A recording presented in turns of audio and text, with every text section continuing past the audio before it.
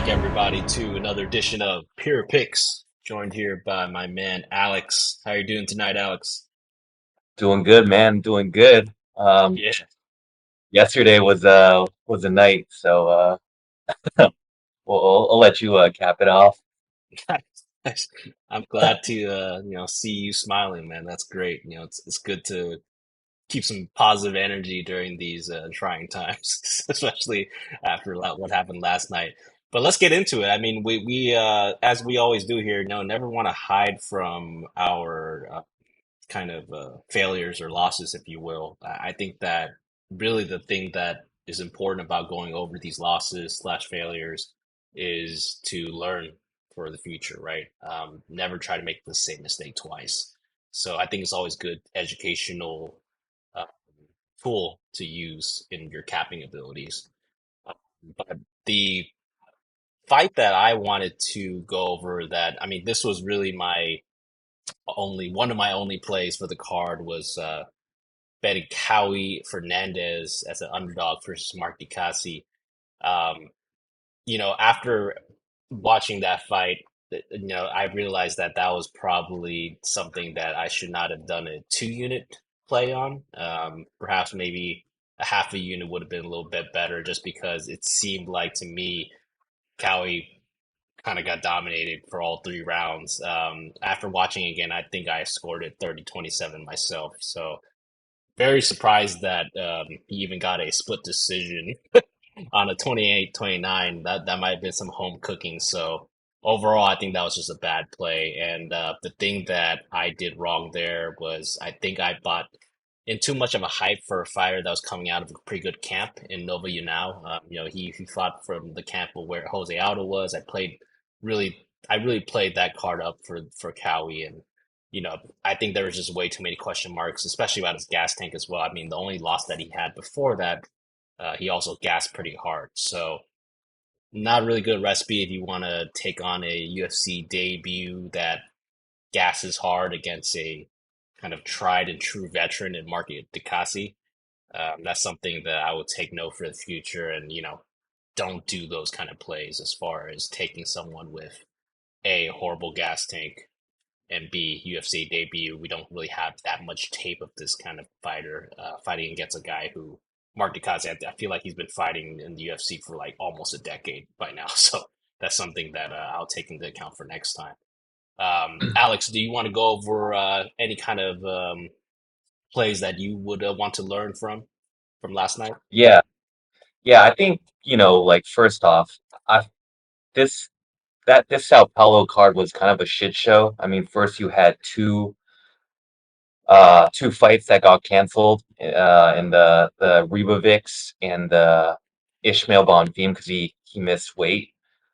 So it started off on a bad note, and then midway during the card, they announced that Rodolfo Vieira and the Armin fight was canceled because Armin had like some kind of poisoning or something. I don't know. Hmm. So right off the bat, it sucks that some of these fights got canceled. But in particular, as it relates to the bets that we had, one thing that we'll learn from is that Gabriel Bonfim fight. Um, Almost he wasn't was a ready to minus hear his name again, man. he was just for the viewers, he was a minus 600 favorite, and he ended up losing. So he in the first round he looked really good. Kind of looked how I expected him to look, but he blew his load way too fast. Um, and you could.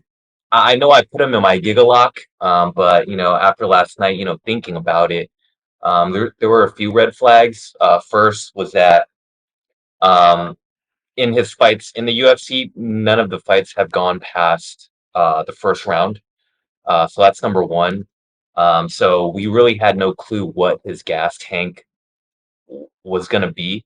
All we knew was that he started off really strong and would always finish his opponents in the first round. Second is he was fighting a guy that had never been finished. never been KO'd, never been submitted, and so um, he's fighting like a dog, right? Like some guy who's never gonna quit.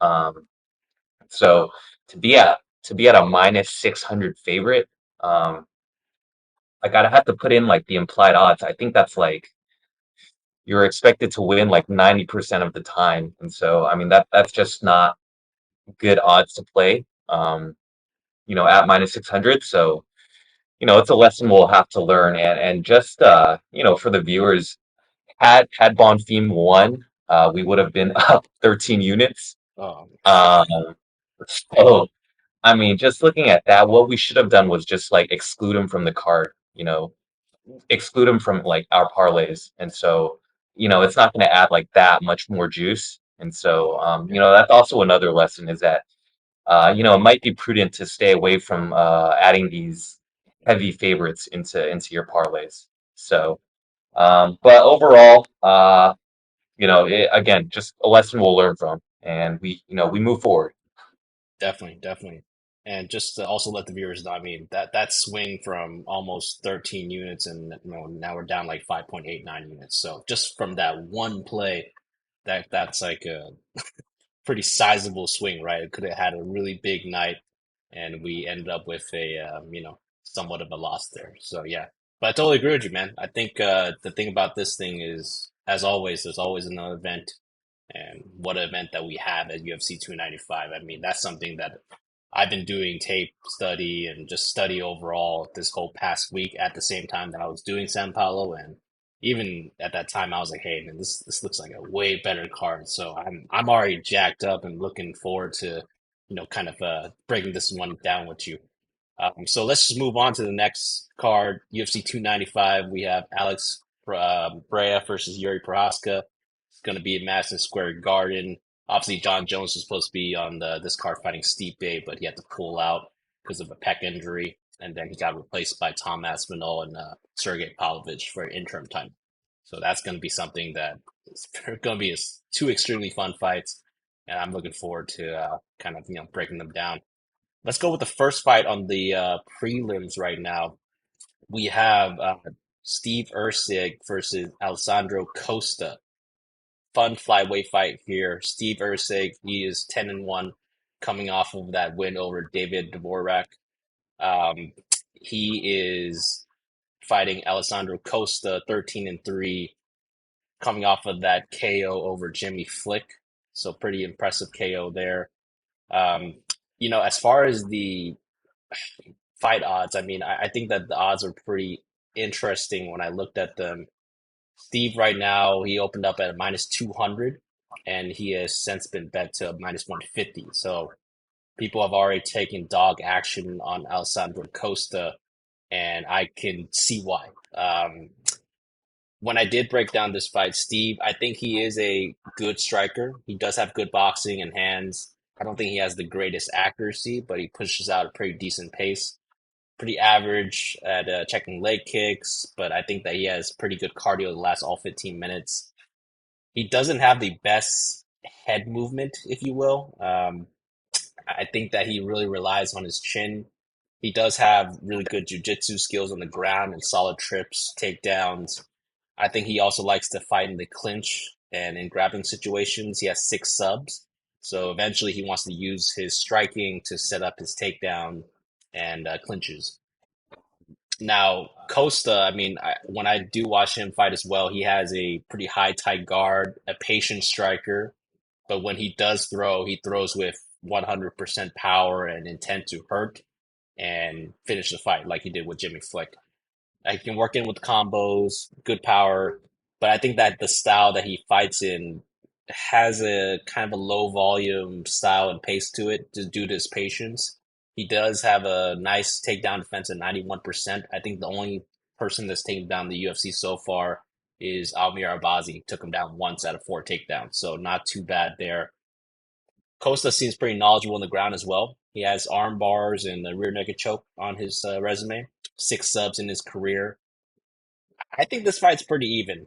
Just looking at it, I mean, I don't think that I don't think that I haven't played too much at this fight yet.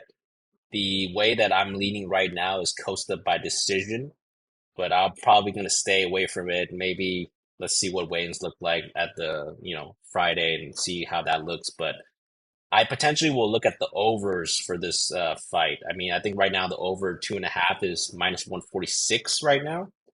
I think that's pretty decent because I think Steve is pretty tough, durable, and Costa is the same way. I think that both these guys are pretty tough and durable. The only time I think one of the only times that Costa's been KO'd was when he got KO'd by Amir Arbazi, but that was coming in on short notice, so he could have had a bit of a kind of gas tank issue there. But yeah, I think overplays are something that I might want to attack here, but I'll look forward to this over the week and see where I can attack here. Alex, what are your thoughts on this fight here? Yeah, so I'm gonna be honest. I don't have a great read on this fight. What I will say is I can see why Erceg came in as a favorite. Um, in Erceg's last fight, he was making his UFC debut, and he came up on short notice and beat a ranked fighter in Dvorak. So that's really impressive. Especially if you're making your UFC debut against a ranked fighter and to win, that's definitely like it's really hard.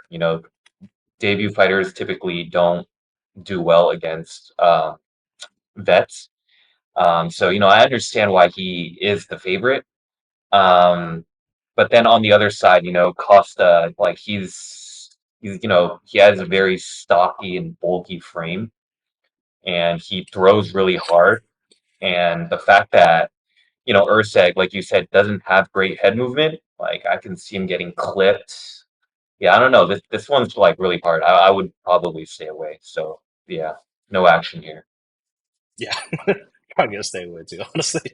Yeah. It's because it's the first fight in the card. I was like, hey, maybe I can find a play here, but I think I learned my lesson with last time with Cowie. That was also the first fight in the card, and if I don't feel like 100% or maybe 200% at this point about something, I'm probably gonna stay away and save my units. So yeah, I agree with you in that sense.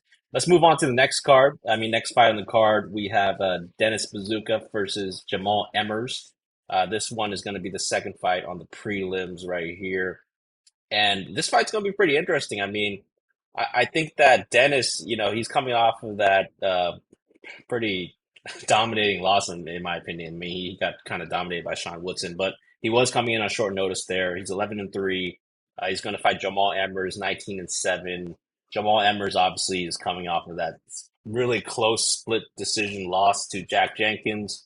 I believe that when the odds closed on the fight, I think that Jamall Emmers was a pretty heavy favorite from what I remember. So he might have potentially got robbed there, but an L is an L at this point. Now there is going Uh, to be a yeah. you made some good profit there with I know, yeah, Hank. yeah, I did, I did. Yeah, just I forgot that. I mean, I forgot that I even mentioned that. So yeah, I actually bet 5 units on Jack Jenkins. I, I like plus whatever his odds were, and yeah, that was a pretty decent one. But I will also admit that God, just at the end of the fight, I think I scored at Jamall Emmers 29-28 myself. So I thought I might have lost, but still, it was a really close fight. So yeah. But Jamall Emmers, he does have a 4-inch reach advantage here. So that is something that he'll have to work with there. Um, I mean, the odds for this fight are really interesting. Right now, Jamall Emmers, he's a minus 280, opened up at minus 170 favorite. So instantly got bet down. I think he was hanging around minus 300 or so for the last like few weeks. And now just a little bit of dog action has happened with Dennis here. Alex, I'll let you go ahead and kind of break down this first and kind of switch it up, and then I'll break it down later. So, Alex, what are your thoughts on this fight here? Yeah, so I really like Jamal Emmers in this spot. I personally feel like he has Dennis covered everywhere. On the ground, stand-up game, clinch. I think, Jamal Emmers, you mentioned that 4-inch reach advantage, like similar to Sean Woodson, who Dennis Bazooka lost to in his last fight. Emmers is also another like long and rangy guy. So we already saw how that Sean Woodson fight played out. I don't see how this one's gonna go any different. Um, but I just find it funny that they're feeding Dennis another guy that's kind of similar. So I really like Jamall Emmers here. I'm probably gonna include him in my parlays. Awesome. Yeah, I mean, I actually agree with you in that point. I mean, just let you guys know about Dennis. I mean, Dennis, when I saw him on the tape, really a kind of come forward kind of a wrestler kind of fighter, but he does like to strike pretty wild sometimes. Like he likes to throw flying stuff, like flying knees, takes chances on the ground. I think that sometimes he maybe takes one too many chances. So I think that he's one of those like low IQ fighters, if you will, which is something that I also don't like. Now, in his last fight on short notice against Woodson, like you mentioned, I mean, I think he was thoroughly dominating all phases. He let a guy like Sean Woodson, who's a known as like a boxer, right? He gets four takedowns on him. Like that's and supposedly Dennis is a wrestler, right? So that's something that was pretty alarming for me. Sean pretty much picked him apart for 15 minutes on a way to easy 30-27.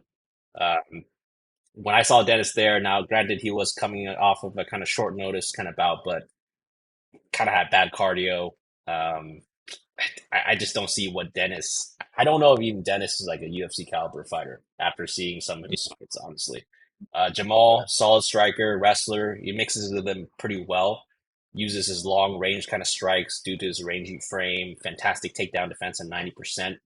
Good cardio. And what I also like about Jamall Emmers is he's a dog. I mean, if you watch some of his fights, he doesn't really give up. He has a solid strength of schedule, some good losses on his record, right?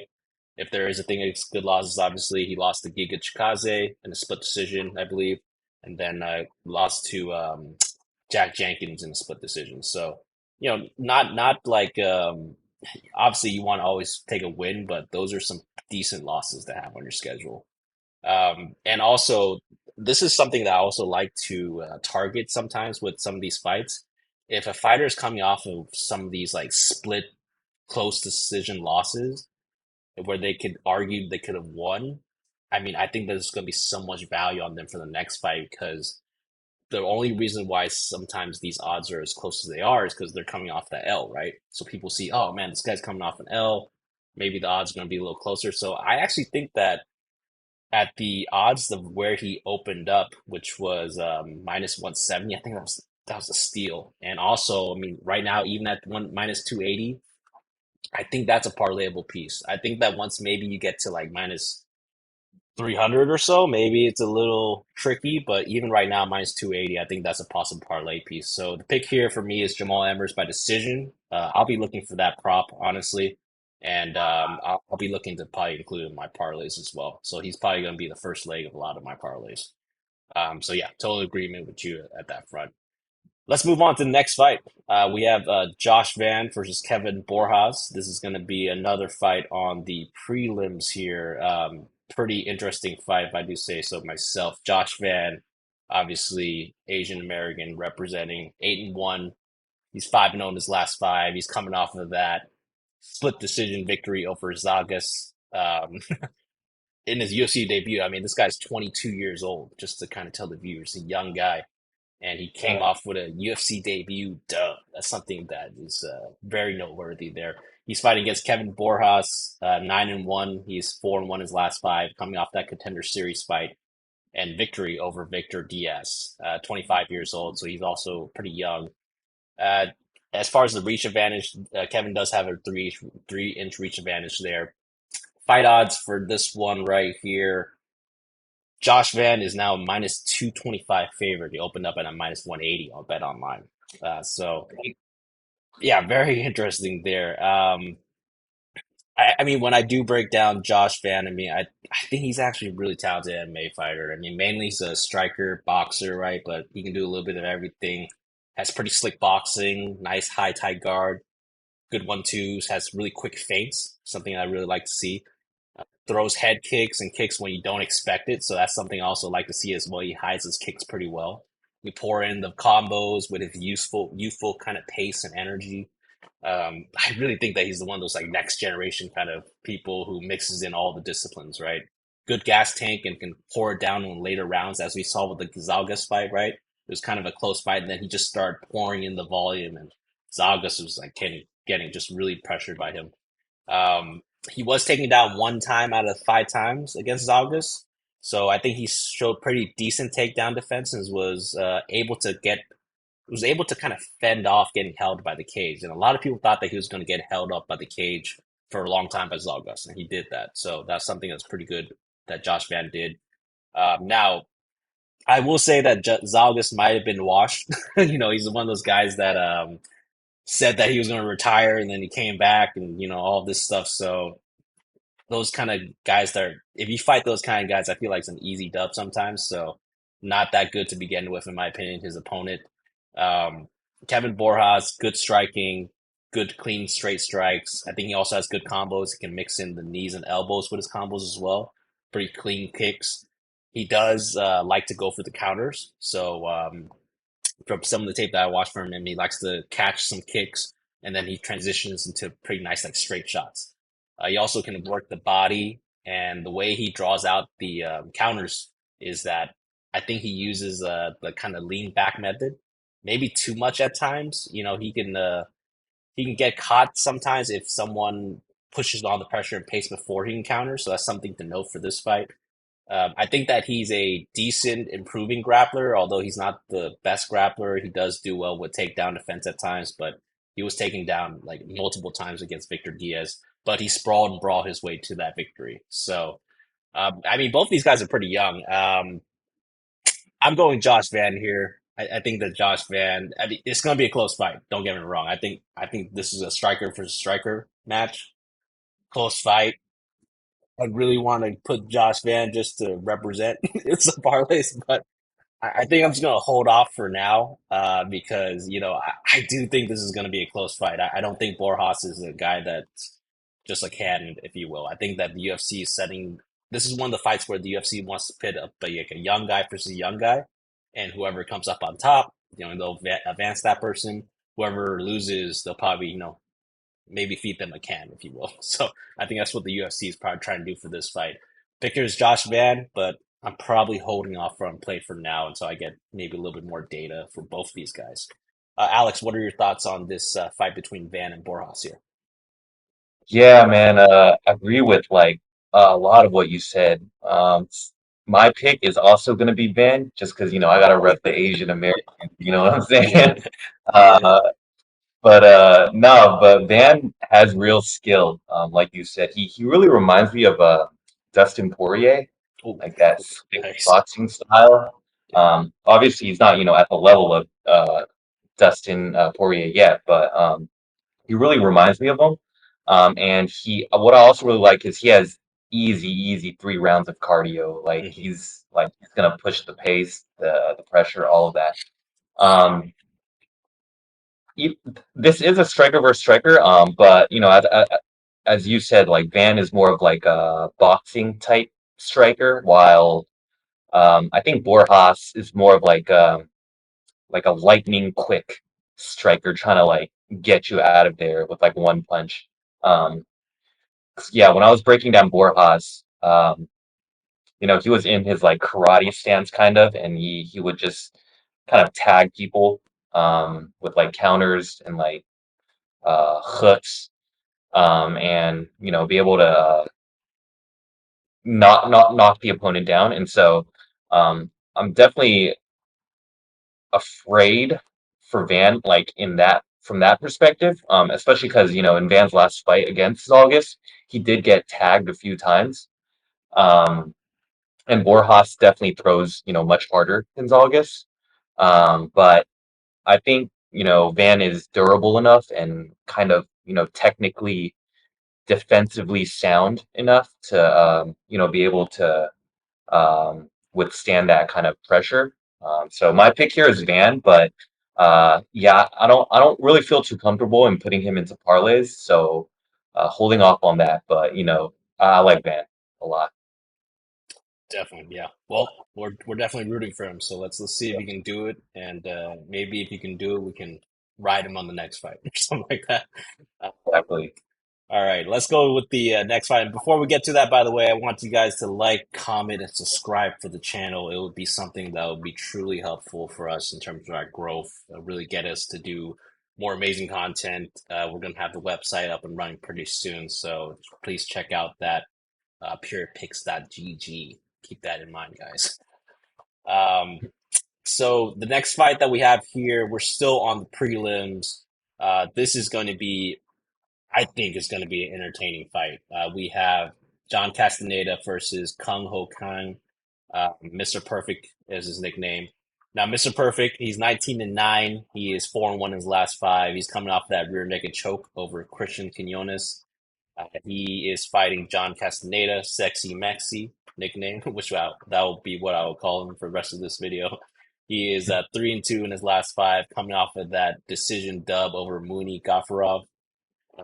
Both these guys kind of, I mean, I think Mr. Perfect has a 3-inch height advantage and a 2-inch reach advantage. He is the older fighter here, though, at 36 years old, and John Castaneda is 31 years old. The fight odds for this right now, I think these are extremely interesting because anytime that I see a line like this, I'm just intrigued by it. So right now, John Castaneda is a minus 158. He opened up at a plus 120. So he was a dog that actually flipped line to a favorite. So that should tell you right there that, the bookies, odd makers, they made Mr. Perfect a favorite, and then instantly bettors made Sexy Mexi a favorite. So we have some differing opinions on this fight already. Some people might have got some, nice dog value on John Castaneda. Now, Sexy Mexi, I mean, come forward fighter, likes to pressure, uh, pretty fast hands, and he also likes to shoot for takedowns when he has the opening amid the chaos that he likes to fight in. He likes to fight in the pocket and get into firefights, very typical of Mexican fighters. Tests his chin in pretty much nearly every fight. Has a wide variety of strikes, but I don't think he has like the most power. He relies really more on volume and pace. Never been subbed in his career and has 6 subs himself, with 3 in the UFC. So pretty well-rounded guy in terms of grappling as well. I think that he's pretty live for subs just because he already has 3 subs in the UFC. He's going up against a guy in Mr. Perfect who's a clean technical striker, really snappy jab. I think this guy's pretty overrated in terms of his jab. Pretty quick leg kick as well. If you saw his fight against Danab Batagarel Dana, I think he just tore up Dana's leg, and that was the kind of determining factor in that the fight there. He does have a good job of kind of mixing in his takedown and grappling as well. He lands 2 takedowns every 15 minutes. Pretty good takedown accuracy at 55%, takedown defense 70%, so pretty solid over there. He's also pretty live for a sub as well. I mean, he has 4 subs in the UFC, 12 subs overall in his career. I mean, he's coming off a rear naked choke in his last fight where he kind of clubbed and subbed Christian Quinones. Um, Honestly, I think Mr. Perfect is kind of underrated, especially by the betting community at times. I mean, he is similar to the Iron Turtle at 185. I don't know that guy's name, but I know his nickname. And yeah, they're like pretty similar in the way they both kind of fight as well. I mean, I think that the only loss that has me a little bit concerned is that Mr. Perfect did lose to Ronnie Yaya like a Oh couple my of fights God, that ago. was Yeah. a bad luck. Yeah. That's not a good loss to have on your resume, but he did bounce back with 2 back-to-back wins, right? So that's something that's pretty good. Um, I think that this fight could play out similar to the last fight that Mr. Perfect had, right? I mean, he's fighting against a guy who also likes to kind of pressure and be in his face. I think the difference here, though, is that I think Sexy Mexi is just going to be a better version of Christian Quinones in all aspects. I mean, I think that he's constantly going to pressure and get in Mr. Perfect's face, and I think that he'll grind out a decision against this guy. Now, I don't know if I'm going to make a play on this yet, just because I think that this is going to be a pretty close fight, and just the way that Sexy Mexi fights. I mean, always in your face, pressuring.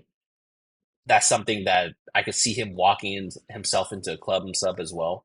So I'm probably going to stay away from this fight and just enjoy and watch it. But the pick here, Sexy Mexi by decision. But I'm most likely staying away from this fight. Alex, what are your thoughts on this fight here?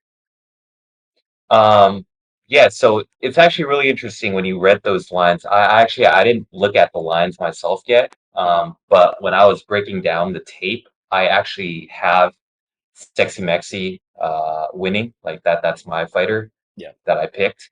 Um, Looking at, the tape, I agree with you. I think Kang, he looks really nice in the stand-up game. yeah, Um, Very quick low calf kicks. And he utilizes his range pretty well. He's kind of like a tall-ish fighter, like very rangy. Um, and I think to beat Kang, uh, to beat like those types of fighters, and especially him, you have to kind of close the distance, hmm, and kind of pressure him. You can't let him chip away at you like from distance, and so I think Sexy Mexi will be able to do those things. Like you said, he'll bring the pressure, and he will come forward. Now the obviously the fear is that he could get caught, like the way Quinones got caught in Kang's last victory. But I think Sexy Mexi, um, he's more of a vet. He's been around the UFC for a while. So, yeah, my pick here is Castaneda. But not. I might put him in parlays. We'll see. We'll see. I do think he'll win. for sure, for sure. Yeah, I think it's going to be a good fight no matter what. So something that I'll tune in for sure. So let's move on to the next fight. Still on the prelims. This is going to be Jared Gordon versus Mark O. Manson. Jared Gordon, obviously 19-6. He is coming off of that draw of the kind of accidental kind of head clash, if you will, against Bobby Green. 35 years old, facing Mark Manson, 12-1, 4-1 in his last five. He's coming off of that rear naked choke loss to Grant Dawson, 39 years old. So both of these guys are pretty seasoned. Marco Manson probably a little bit more seasoned. Mark will have the 4-inch reach advantage here. This is man, this is gonna be an interesting fight. So the odds right now, Jared Gordon, he opened up as a pick'em, -110. He's since been bet to -177. Um, I'll cut to the chase. I mean, I think my pick is probably going to be Jared Gordon. I think Jared Gordon's pretty solid overall fighter. He has pretty good. I think he has good wrestling, not the greatest, but he has good wrestling. Good volume with his flurries and boxing. Really tough fighter. Something I also like about him. He's a really tough guy, and he kind of weathers a lot of storms in not only in the fights but in also life as well. If you read about his background. Impressive striking ratio. I mean, 57% accuracy, 58% defense in terms of striking percentages, and he actually has a pretty good striking differential as well. Pushes a solid pace, can last all 15 minutes. More of an offensive grappler than a defensive wrestler or grappler, so that's something that probably will play a part in this fight. I think that he's pretty underrated, though. I mean, if you do watch the fight against Bobby Green, he was I think he was winning that fight until the headbutt. Yeah, I think it lasted only about like a couple minutes or so, but to me, it looked like he was out countering Green, outboxing him.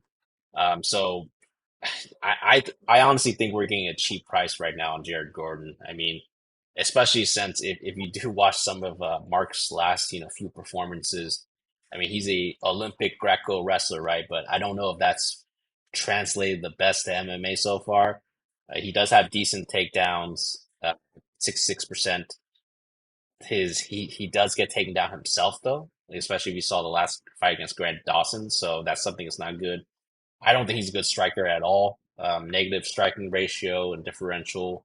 He's pushing 40. I mean, he's 39 right now. And, he seems to be pretty one dimensional. And as you saw in his last fight, I think he has a pretty declining kind of gas tank.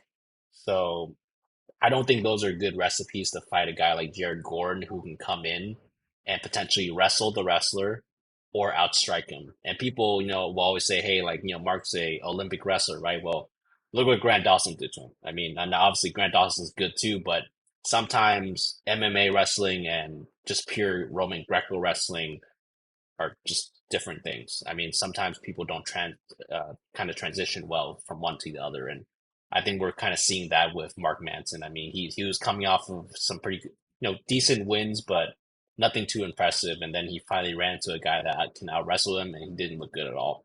So the pick here is Jared Gordon by decision, and I'm personally gonna hunt that prop when it drops. It hasn't dropped yet, obviously, but I also consider Jared Gordon a possible parlay piece for me. I mean, he's coming off of a headbutt kind of weird draw, if you will, no contest. So I think we're getting a pretty decent price on Jared Gordon. Alex, what are your thoughts right here on this fight between Gordon and Madsen?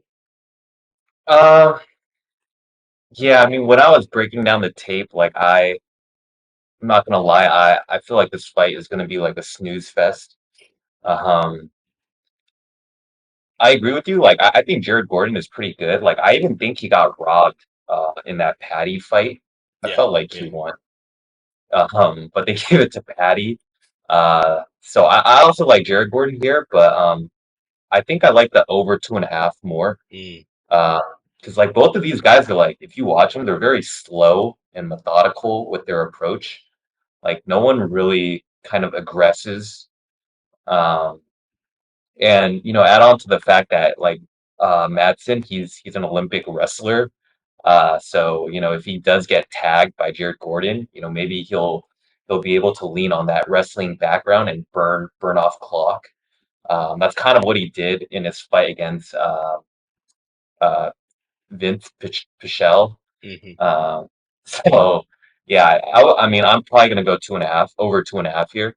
Uh, but I don't mind Jared Gordon decision either. I think that's pretty good. Like maybe you'll get that with like dog odds. That'd be pretty good yeah, because I think Jared Gordon is the better fighter.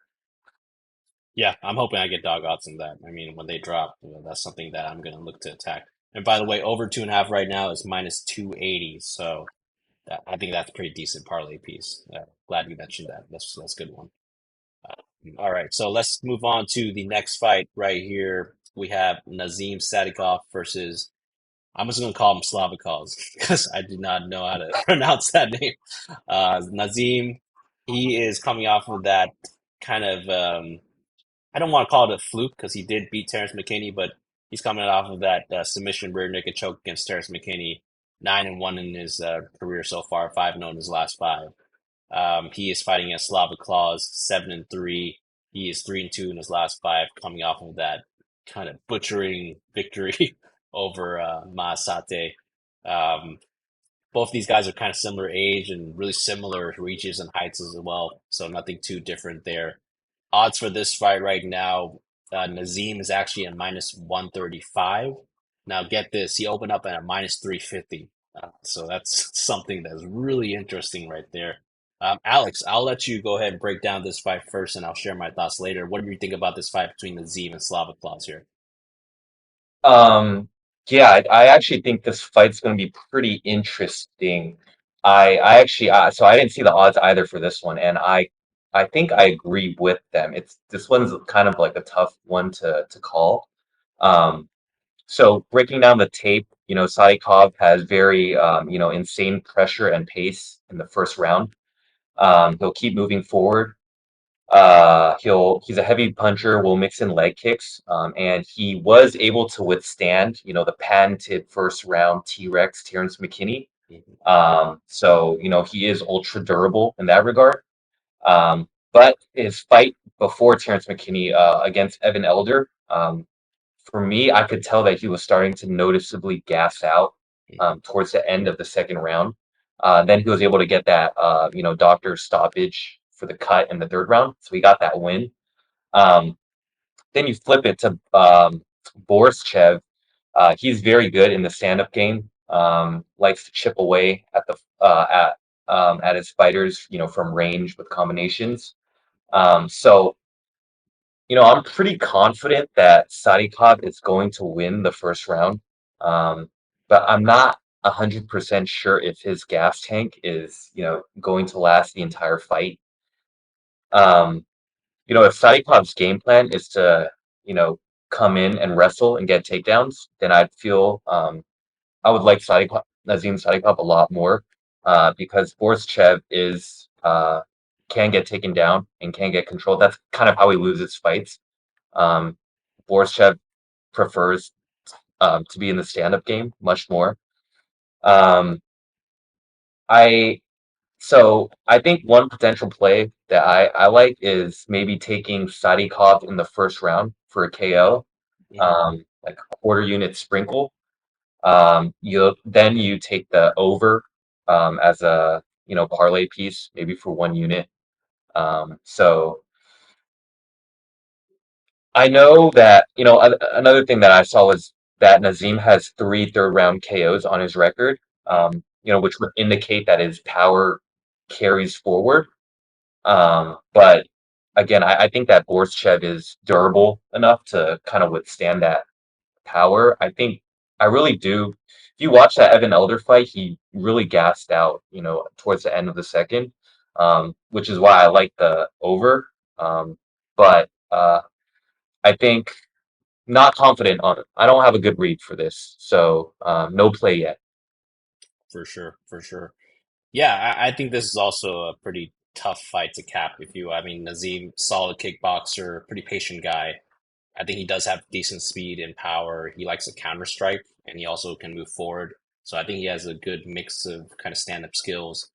He will work in some spinning strikes when he sees the opportunity. So he's not all like technical. He does do some kind of wild stuff sometimes. Improving grappling game. I mean, you saw that with his last fight. He can work in some takedowns and go for the sub. He is still mainly a striker though, so I think he's more of an opportunistic grappler. He'll grapple when the opportunity comes. Which I think will play a huge part in this fight. So Slava Claus, gifted striker, great kickboxing skill set, pretty quick, powerful hands, work in the combos with the kicks as well. He can literally, in my opinion, pump out nonstop striking pressure. The only reason why his striking numbers like aren't higher is because most of the time he's trying to get back up after getting taken down. So like a lot of Yeah, times, like you see him, then he almost has the same volume numbers as Nazim. But you guys have to keep in mind that this guy, for the majority of the time, he's trying to just get back up after getting taken down. So he does have pretty horrible takedown defense, 35%. It's not good at all. But the thing about him that I do like is that he's improving and he can get back up. I mean, he has horrible takedown defense, but he can get back up. Uh, I think that this fight will be a mainly striking matchup. I think that Nazim, he might try to grapple maybe for the first round or so, but I think he's going to get drawn into a kind of a striking matchup against Slava Claus here. And I think that that's where the recipe is for Slava Claus to get the dub. So I'm going with Slava Claus as a good underdog play. I would say oh, Slava Claus. Yeah, oh, you said. no, I agree. I agree. I think yeah, you kind of convinced me. I like For sure. yeah, Yeah, yeah. Yeah, definitely. I mean, I like him. Yeah, I like him as either decision or KO. But honestly, I'll probably just play him as the money line because I think that's, I don't know which way it's going to go, but I still feel, in my opinion, medium confidence on Slavic Claus here. So odds right here now for him is what, like plus 115. It's not bad. I mean, and I think that that line at minus 350 was way off, which is why the line moved so violently towards Slavic Claus. So yeah, my pick here is Slavic Claus as an underdog play. And yeah, really just interested to see how that fight will play out. I think it's going to be a banger no matter what. I also like that you yeah, mentioned the Evan Elder fight, right? That's something that's really important as well. I mean, this guy was going I, on his way to losing 29-28. So yeah, yeah. No, I was gonna say, yeah, I bet you Nazim is gonna gas out. Like I have a feeling yeah, he's gonna gas. Yeah. So exactly, exactly. Cool.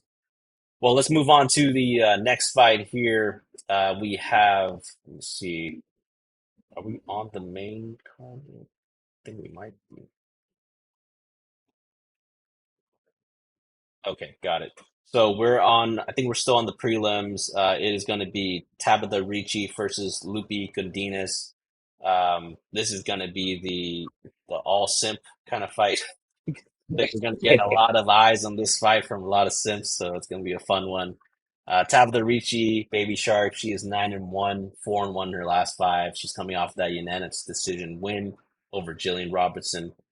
28 years old, so kind of in the prime of his career as well. Lupita Godinez, she's 11-3, 4-1 her last five, coming off that pretty impressive win over Elise Reed.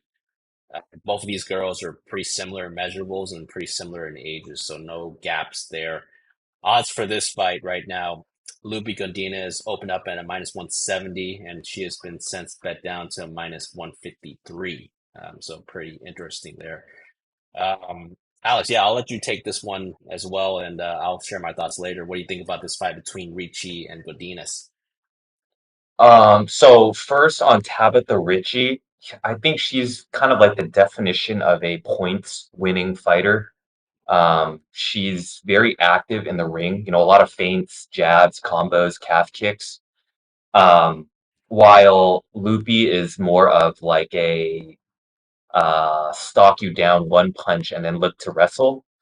Um, so in terms of a pick here, or like a bet that I like the over 2.5. Um, Mhm. First, just based on statistical data, the over 2.5 looks really good just based on the fact that Loopy has never knocked out anyone. Um, Loopy also has, Loopy does have three submission victories, but Tabitha Ricci has never been submitted. Then on Tabitha Ricci's side, as I mentioned in the very beginning, she's a points winning fighter. So like I'm watching her tape, she doesn't look like she has any power. Mhm. Um, and then if you kind of like base it on tape and what I've watched for Loopy, I feel like if there's anyone, if there's a fighter that's going to finish the other fighter, it's Loopy. I feel like she's the one that has finishing equity. She wobbled Angela Hill as well as Elise Reed in her last fight. Um, but I think Tabitha Ricci is, skilled enough to avoid getting finished. After all, this fight is a pick'em based on the odds. So yeah, I like the over 2.5 here. Yeah, you mean you took the words straight out of my mouth. I mean, in my notes here, I say over 2.5, good parlay piece. So I'm probably gonna play the same thing as you right there. Yeah. Ricci, I mean, jiu-jitsu grappler. She can come forward, work in some trips and takedowns, pretty good top control and pressure. Tries to work in the subs mainly on the ground after she gets into some scrambling exchanges. Not the best striker from what I've seen. She has a negative striking differential. I think she's been pretty given pretty good matchups to implement her game plan of pressure and grappling, right? If you look at some of the fighters that she's fought, not the most dangerous people. Maybe the most dangerous person that she got a win over was Vienna, and then the other dangerous person that she fought coming on short notice and maybe like a weight class above was when she fought Manon Farrow, and she got like knocked out, I believe, right? So yeah, that's I think that she's had some pretty good game plans for certain opponents like a Jillian Robinson or a Jessica Penne, those kind of people. Um, in this fight, though, I think that it might work to her disadvantage, though, because I think that Loopy is a thick, good, strong wrestler, great wrestling credentials. She also has good boxing, pretty like tight, clean hands that are quick. She has a positive striking differential, and her striking accuracy is much better than Tabatha Ricci. Tabatha Ricci, I think 37% striking accuracy, Loopy 50%. So that's going to play a huge part here. Um, the only gripe that I've had with Loopy over the years, because trust me, I've watched a lot of this girl. She has Yeah. fought in the UFC for like last like couple 2 or 3 years, and sometimes she wouldn't pull through. Like when she lost against Angela Hill, that was something that was really disappointing for me. That I think that fight card was in San Diego, and the huge Mexican presence, and everyone was rooting for her. She was a big favorite against Angela Hill, and she came out and just definitely lost that fight. Like it was a not a close decision fight in my opinion.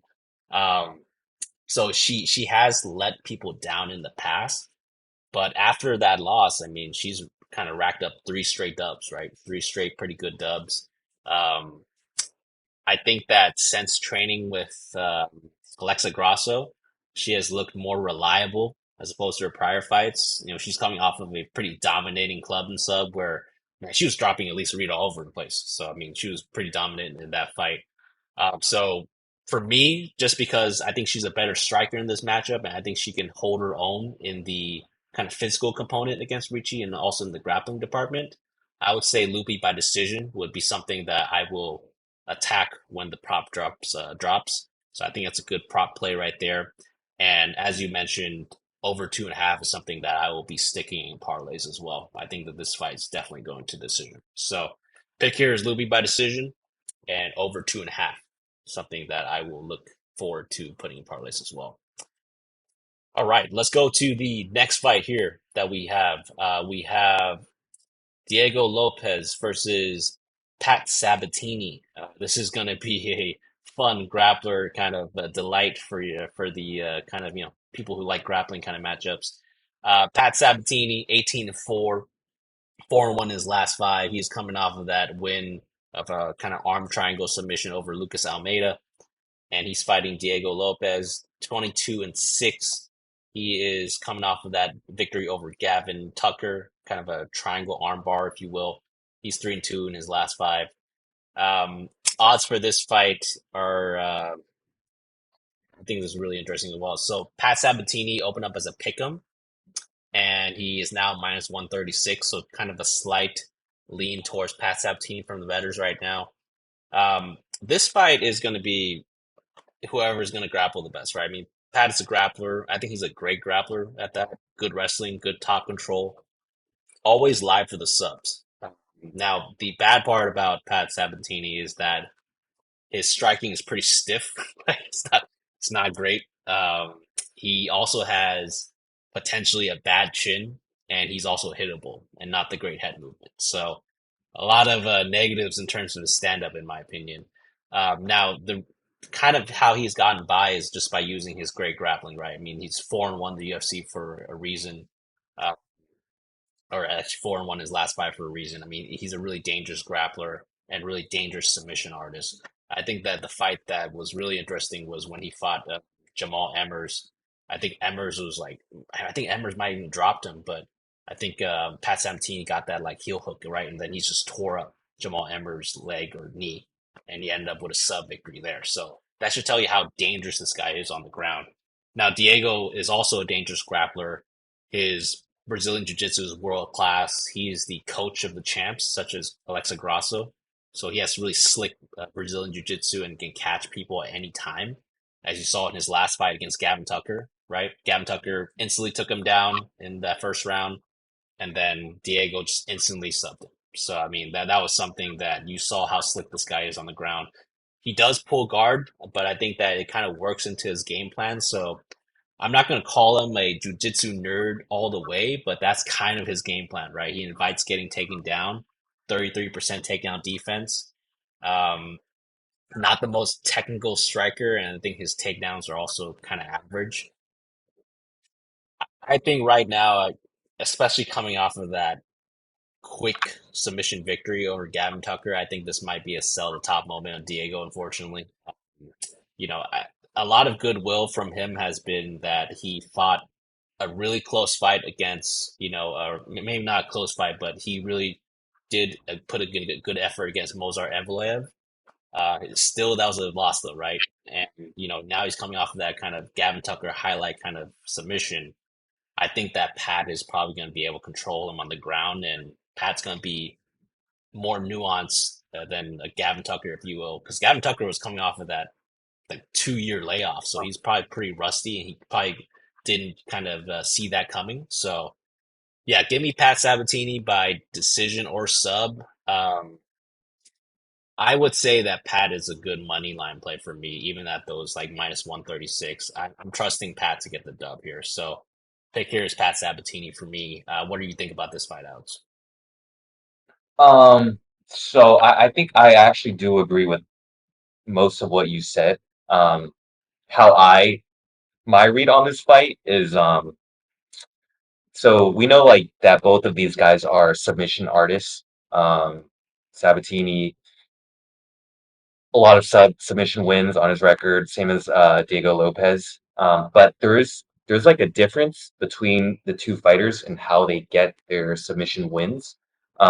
For Pat Sabatini, he's very much the one looking to engage and get the takedowns. So he'll shoot for, single legs, body locks, blast doubles, and just get top control and work from that position. Whereas Diego Lopez, he doesn't mind being on his back, so like he will pull guard and look for those opportunistic submissions.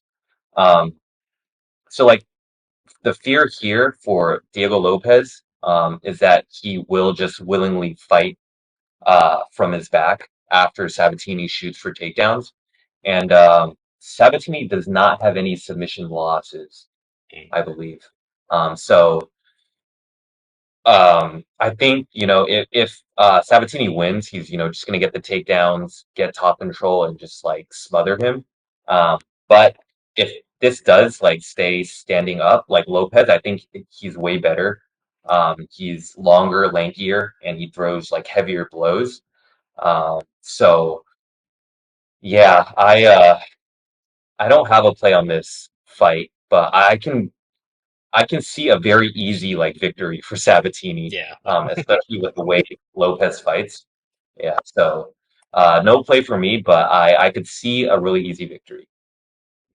That's what I'm banking on. I'm just banking that Lopez will fight like how he's fought in his last three fights. So I'm banking Yeah, on that. I hope that happens. The only thing I'm worried about is, like you mentioned, Pat is not good on the feet at all. I mean, he's pretty yeah. damn stiff. So I hope that the fight stays on the ground for both of them. All right, let's move on to the next fight here, and I think that this potentially will be the fight of the night. And we are on the main card, by the way. This fight will be Matt Steamroller Frevola versus Benoit Saint-Denis. My pick for fight of the night right now. Right now, Matt Steamroller Frevola 11-3-1 in his pro record. He's 3-2 in his last five. He's coming off of that cracking, powerful kind of KO against Drew Dober, where he cracked the Crimson Chin there. He's fighting against Benoit Saint Denis, God of War, 12-1, 4-1 in his last five, coming off that ground and pound victory over Thiago Moises. Age wise, Benoit Saint Denis is going to be the younger fighter. So Benoit Saint Denis is 27 and Matt Frevola is 33. And I'm actually surprised by that. I thought Benoit Saint Denis was much older. Yeah, I can't believe that guy's only 27. That's pretty surprising. He is going to be the bigger guy at the height, 2-inch height advantage and 2-inch reach advantage there. Odds for this fight are wild. So Benoit Saint Denis opened up at a minus 400, 4-1 favorite, and he instantly got that down to 2-1 favorite, where he currently stands at minus 210. So that's an interesting dynamic for this fight. Um, Matt Frevola, tough wrestler, constantly likes to move forward and pressure, throws pretty powerful looping shots that tries to set up the takedowns as well, but really powerful striker. He cracked Drew Dober's chin with his game plan. Now the thing is, he can also get cracked with this game plan, as seen with his loss against Terrence McKinney. So that's something to be aware of. Um, Benoit Saint Denis, tough wrestler as well. He shoots for takedowns constantly, high pressure, power, pace on the feet and on the ground. Uh, Benoit Saint Denis is pretty hittable, though. He has a 44% striking defense. So that's something that we have to bear in mind for that. I think that this fight is going to be a clash of kind of similar styles here. I mean, Matt seems like the better striker, and Benoit seems like the better grappler to me.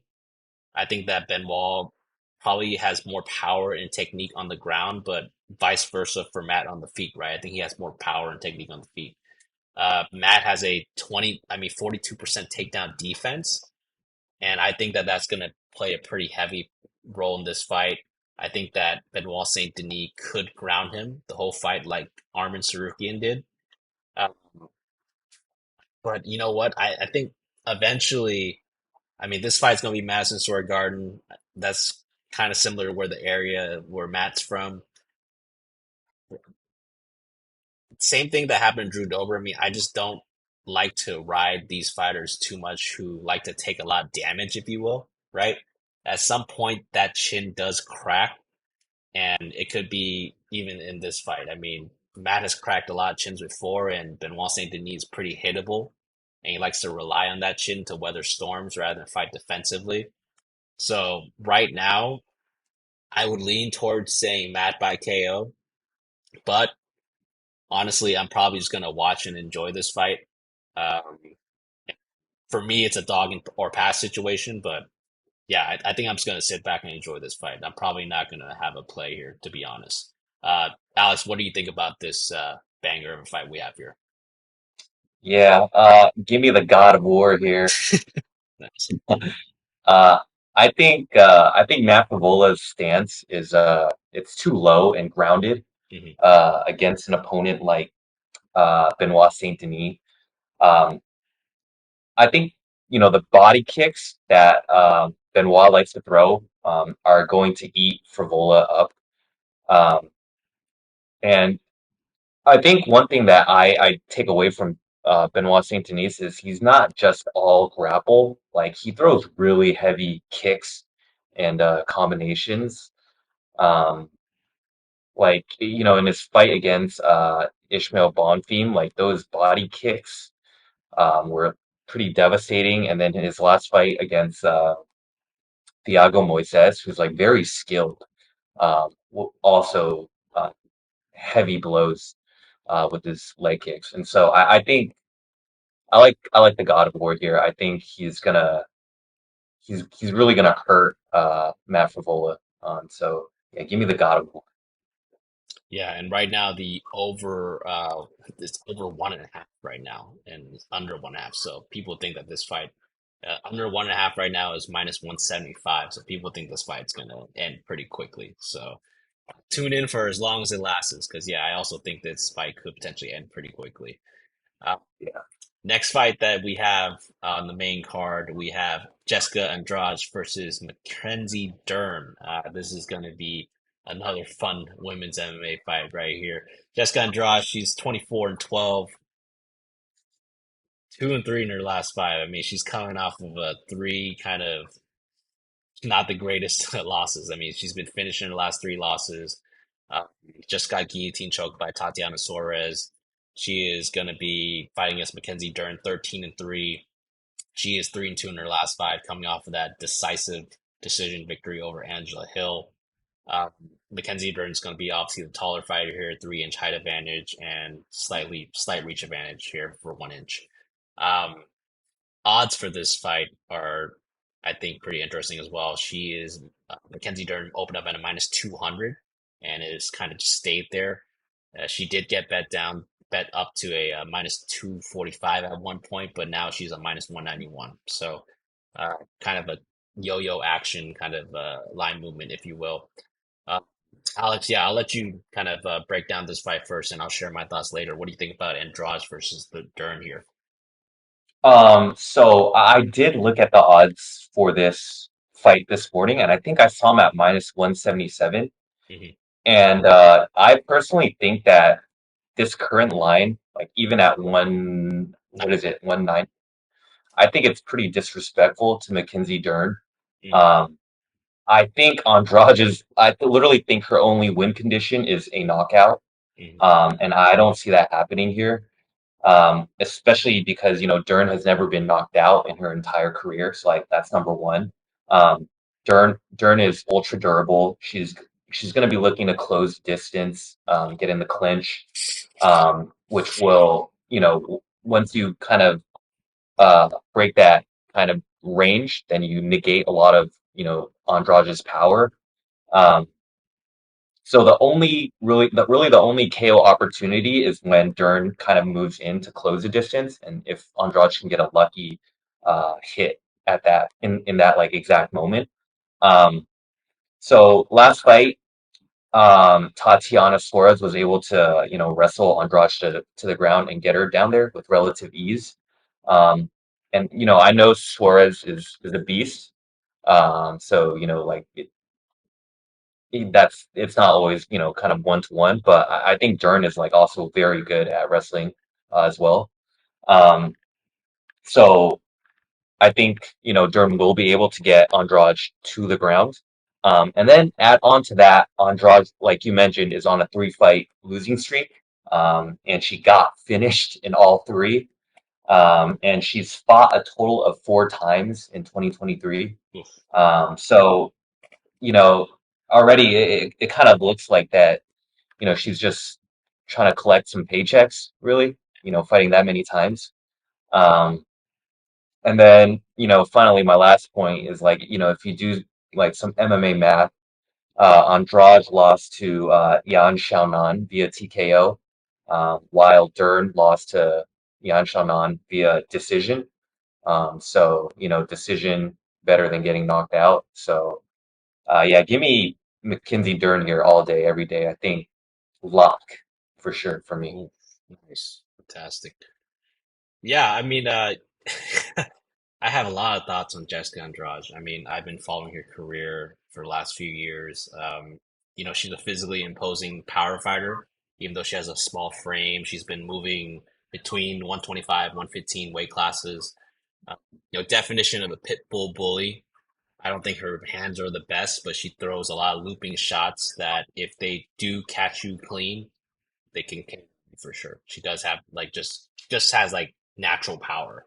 Now, if she can't bull you, I don't think she has like much like in terms of striking or grappling. I mean, she's not the most technical striker. Her grappling's just okay, but she just really relies on her strength to carry her through her fights. Uh, Dern, she does have world class jujitsu skills, great credentials, takedown. I think that her takedowns in her wrestling, while in early on in her career, weren't the greatest. I think in the last few fights, as you've seen, I mean, she's been getting takedowns, right?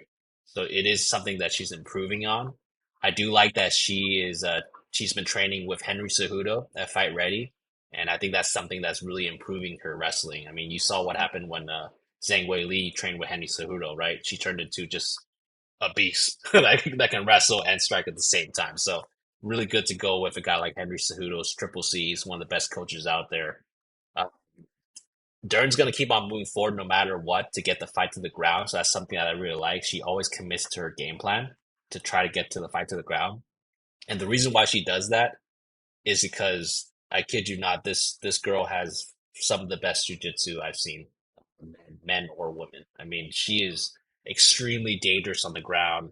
She will climb your back and choke you out. She'll go for the crazy arm bars. I mean, she has it all in terms of jujitsu. I think her dad was like one of the greatest jujitsu practitioners like ever. So she just has a really extremely credentialed in jujitsu. Her striking's improving in her last few fights. I mean, what's really stood out to me in the last fight against Angela Hill was that she finally showed some power in those hands. Like she was just beating on Angela Hill, right? And I'm surprised that Angela Hill even survived that fight, honestly. If that wasn't Angela Hill, I think anybody else probably would have got KO'd, honestly, because Angela Hill is crazy durable, never been KO'd, and Mackenzie Dern was trying to get her out of there. And Angela Hill just took a beating for all 5 rounds. And that's something that was really interesting too, because you saw that Dern's power and her striking, well, it's pretty much everything carried on for 25 minutes. So I think she has pretty good cardio there as well. Um, I also think that Dern is a lock, and reason why is this is something that will be one of my kind of core tenets of betting is that I'm always going to look to fade fighters rather than ride them, if given the opportunity, right? You want to try to find a fighter that you can fade because I think that's where you can kind of make the most money. I've been doing this with Jessica Andrade personally. There's a lot of stuff that's coming out about her about, getting a new contract, and she's been in a kind of bad financial situation, if you will. So that's why she's kind of been taking a lot of these fights, right? And I think that these fights have just not, these have not been good matchups. I mean, she's just taking fights just to kind of get checks at this point. Um, she's been getting finished. I mean, I really think that her career is going towards the kind of tail end. And it's similar to like a guy like Donald Cerrone, right? They have this kind of brand name and they're just using the UFC is just kind of using this brand name to kind of prop other people up that they want to push forward. Like for example, pushing up a Tatiana Suarez who's coming back from a lengthy layoff, got a good dub there. Zhao Yan, right? I mean, they really want to push the China market, so they put her up against Yan. And then Erin Blanchfield, obviously, that's something that they want to push as well. She got rear naked choke. So I honestly see another loss here is probably going to be by sub. I could also see decision if she survives, but I'm going Dern by sub. And yeah, I'm probably going to put this in my parlays too. I agree with you. All right, so let's move on to the next fight that we have on the main card. We have two fights left. This is going to be the co-main event. Uh, I just want to tell you that these last two fights, man, these this is something that I'm gonna like. This is must-watch television. Please, everybody, just tune in because we don't get these opportunities much anymore, and these last two fights are going to be crazy. I think, in my opinion. We have Sergei Pavlovich versus Tom Aspinall for the interim heavyweight championship. Obviously, this was going to be the replacement of the Stipe John Jones fight. I think this is going to be a much more interesting fight, although it might not be a lock. I mean, I think John Jones is probably going to be a lock, but this one's going to be a much more fun fight to watch. Um, right now, Sergey Pavlovich, 18-1, 5-0 in his last five, coming off of that KO of Curtis Blades, where he just knocked this guy out. And Curtis Blades, man, I haven't seen him since. So he just knocked him out. I think he pulled out of the jail time fight right against Jelton Almeida. So I mean, when this guy knocks you out, man, he just ends your career potentially. He's just at sledgehammers. But anyways, he's fighting against Tom Aspinall, 13-3, 4-1 his last five. Tom Aspinall is coming back. He's coming off of that KO victory over Marcin Tybura. And before that, he actually tore his knee fighting Curtis Blades. So that was kind of a tune-up fight for him. Um, as far as the height, I mean, not too much difference there. I think Tom's going to be the slightly taller fighter. Sergey does have a 6-inch reach advantage, though, in this fight. They're both pretty much the same age. Um, odds for this fight right now, it's a pretty much a pick 'em. I mean, Tom Aspinall opened up at plus 105, and now it's a pick 'em. I mean, not too much movement either way right now. Uh, Alex, I'll let you go ahead and break down this fight, and I'll share my thoughts later. What do you think about this heavyweight banger we got? Yeah, man, like I'm really looking forward to this one. I think it's gonna be fireworks. Um, these are like two of like, the premier heavyweights, the next gen heavyweights. Um, so yeah, really looking forward to it. In terms of like the actual breakdown, Pavlovich, like you said, his last fight against Curtis Blades just took him apart. His power was way too much. Like Blades couldn't even shoot for takedowns. Like he was scared to do that. Um, and then Aspinall, coming back from his leg injury, main event in London, and showed out and was able to finish Tybera in the first round. Um, I do have a pick here, actually. Believe it or not. Give me Aspinall. Um, yep. I think, watching Aspinall, like, I think this guy's like truly the real deal, man. He's so mobile. Like, you watch him fight, he's so nice. Like, super mobile, very bouncy on his feet. Um, and one thing to note is that, because this is a pay-per-view event, the cage is going to be like really big. Mhm. So he's gonna have that room to, bounce around and, connect in and out, leg kicks, all of that. Um, so I think we're gonna see an Aspinall knockout here. Um, so yeah, pick here is Aspinall. Give me Aspinall. Wow. Are you I mean the props haven't dropped yet obviously, but are you gonna like play Aspinall as like a money line pretty much, or how are you gonna play him? I think I'm gonna go. I mean, I think the Aspinall money line and the KO are probably gonna be like about even because Hmm. like it's just how he wins fights. So yeah, I'm probably just gonna go Aspinall money line. By itself. I'm not going to include it into parlays, Yeah, but I do like Aspinall money line here. for sure, for sure. Yeah, this is man, I don't know how long this fight's gonna last. But for as long as it does, it's gonna be a banger. That's all I know. Sergey, incredible power. I mean, I think that he also has pretty quick hands as well. So if you mix in the power and the quick hands, especially for a heavyweight, you're just asking for like some atomic nukes that are coming at you. You know, like it's this guy is like his power seems unnatural to me sometimes. I am almost 99% certain that this guy is on something. Just throw that out there. I mean, it's like probably some kind of Russian program. I don't know. But this guy just looks like he has a freakish power. Beast boxing. If you look at some of his like fights and also just like him shadow boxing, right? This guy just has really quick hands, man. Like just good boxing. He does trust his chin because he does take some damage, but he knows that he has these sledgehammers for fists and he has these nukes for fists, so he'll gladly, take in some damage to kind of dish out that fight-ending KO at any time. The thing about him though is that he doesn't really have too much grappling. Decent kind of takedown defense at 75%. The only time that he has been taken down, and it was pretty early on in his career in the UFC, was when he got taken down by Alistair Overeem. And he did lose that fight. After Overeem, I think either like trip takedown him, something like that. Then Overeem just like ground and pound him, right? Now that was a long time ago. That's like kind of his like first one or two fights in the UFC, so he's improved a lot since then, as we saw with the Curtis Blades fight. But that's something to note. Now Tom, he's like to me the next gen heavyweight, right? The kind of great everywhere in a way. I think he's like a B plus to an A minus everywhere. Definition of well rounded. Striking is good. Brazilian Jiu Jitsu black belt.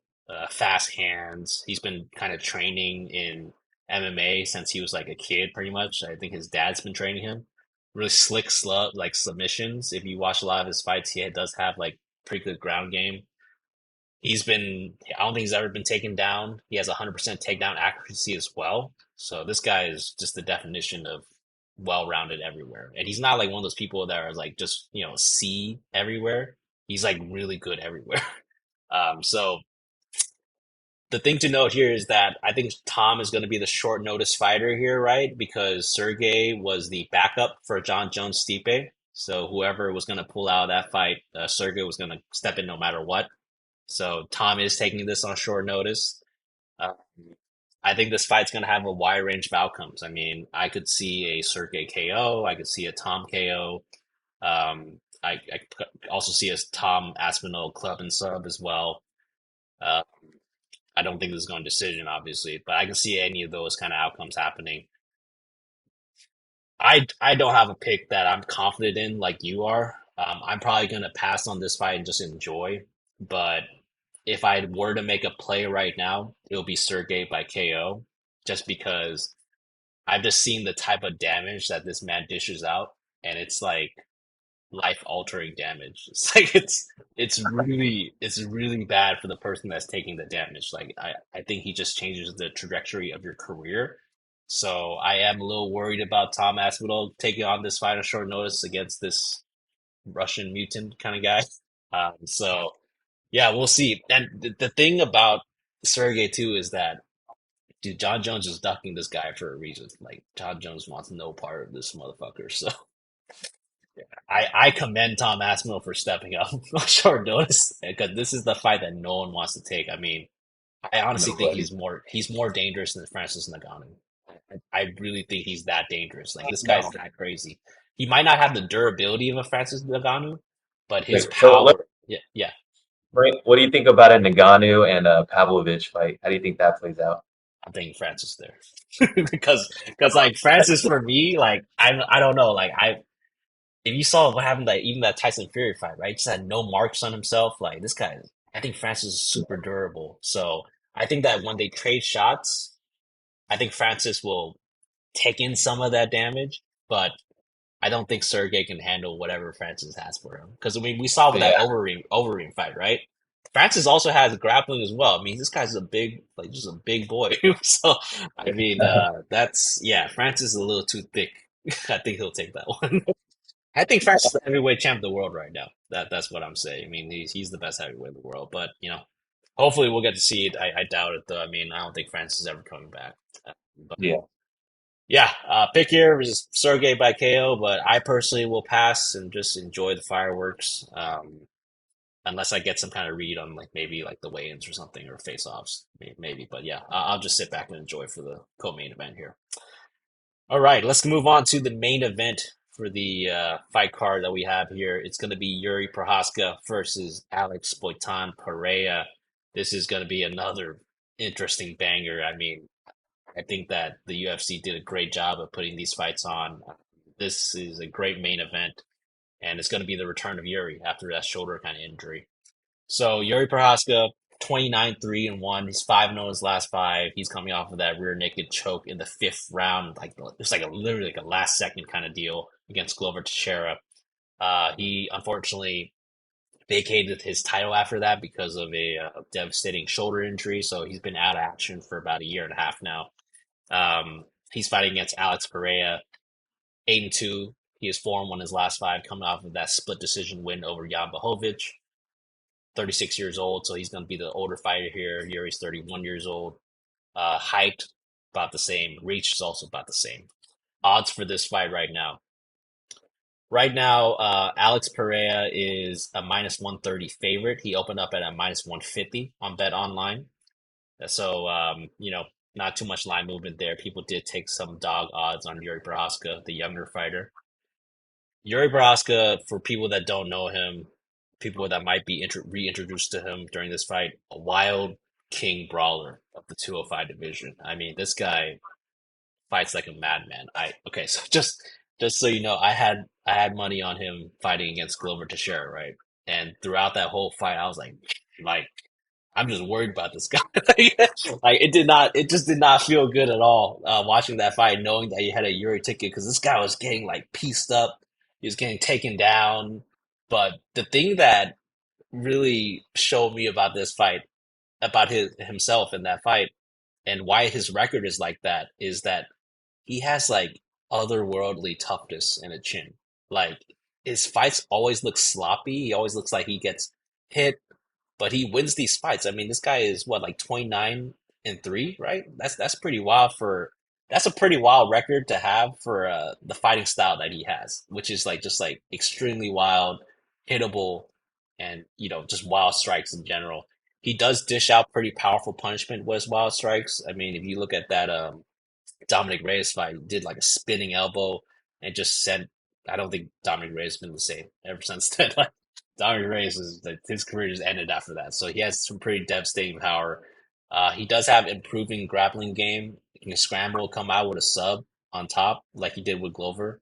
And I think he has pretty good cardio as well for the style that he fights. I mean, he's never out of the fight. Now he is coming off of a year and a half kind of layoff with the shoulder injury. So that's something that is a big unknown right now, right? Like how bad was that shoulder injury? He's been inactive and he could look pretty rusty against a Poitin who has been extremely active at 185 and 205. Uh, Obviously, Alex Pereira is a technical kickboxer, has all the credentials in the world, glory kickboxing GOAT, fantastic leg calf kicks, has a left hook from hell, patient, powerful, a deadly combo. He likes to fight pretty clean for all the power that he has and likes to counter, wait for the fight to kind of come to him sometimes. Um, so when Alex does advance and pressure, though, he can run into some trouble. I mean, just look at his last fight against Israel Adesanya. He thought that he had Israel on the ropes and it was pressuring him, and then he just took just some brutal counter shots straight to the chin, and that was lights out for him. So I think that he does have some questionable kind of chin and durability kind of issues, but the move to 205 could have helped in that regard. He might have better kind of, chin and durability with the move up to 205. And we kind of saw that with the last fight with Jan Blachowicz, where, Jan was kind of trying to grapple him a lot, but he survived. And in my opinion, that was a win for him. I didn't really understand the split there. I think he won that fight 29-28. Um, the play here for me, and this is just purely because I think at some point Yuri is going to run out of whatever kind of whatever kind of voodoo he has. I think the pick here is Poitin by KO. So I'll be looking at Alex Pereira by KO when that prop drops. Um, yeah, so hopefully that prop drops pretty soon because I think that's the one I'm going to attack. Alex, what do you think about this main event here? Um, Another fight that I'm really looking forward to. Um, I think that I think that Yuri fight against Teixeira is one of the all-time fights. Like I think Yeah. everyone should, go and watch that five rounder. It was very intense. So I can only imagine, like I didn't have money on that, you did, so I can only imagine like what you must have been going through. I don't have a pick for this one. I'm definitely just gonna watch. Uh, One thing I would like to note though is um my brain is telling me that Poton is going to win. Um, but like Yuri, he likes to switch stances a lot. And in Poton's fight against Izzy, when Izzy switched stances, like the second go around, he was giving Poton a lot of trouble Mm. actually with the stance switch. And so I could see like the stance switch, confusing Poton a bit. Um, but yeah, again, no pick here. But if I were to pick someone, the lean is Poton. Yeah, definitely. And for me, I mean, I'm just mainly doing that just because of the shoulder issue. I mean, I feel like that was something that he had to vacate his title and he's been out for a year and a half. I mean, that's, pretty long time. So, I mean, I don't know what he's going to look like.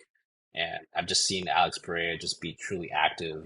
He's been fighting a lot. So that's why I'm leaning towards Alex Pereira as well. But yeah, other than that, I mean, this is going to be a great fight. I'm going to definitely watch it and kind of, take everything into account and see what happens. Face-offs will be also be telling here. Yep. Awesome. So that will be wrapping up for us in terms of the breakdown of the card. Pretty great card in my opinion. I'll rate it like a 9 out of 10. It's something that's going to be much watched TV for everybody. So everybody should definitely tune in for this. Cool. Well, other than that, unless do you have any final thoughts on the card? Anything that you want to tell the people? No, I think it's this pay-per-view event is going to be really exciting. I am very confident this time. We're going to be up units, so let's get it, baby. Definitely, yeah. Let's check out the Better MMA tips. That's where the comeback's going to start. It's going to show a lot of our, kind of locks and good bets, if you will. So yeah, definitely check that out. But other than that, thank you so much for being on this breakdown, Alex. Thank you for everybody for watching. Please like, comment, and subscribe on the video. It'll really help out the YouTube channel, help out what we're trying to do out here. And we're looking forward to just pushing out content really early too, by the way. I mean, the Sunday, not a lot of people are pushing out content this time, so that's something that we're doing for the fans, just so you guys can get a little bit more of a breakdown and kind of a little bit more of information kind of style, if you will, for the fights. So, other than that, hopefully everyone has a great day, and we're out.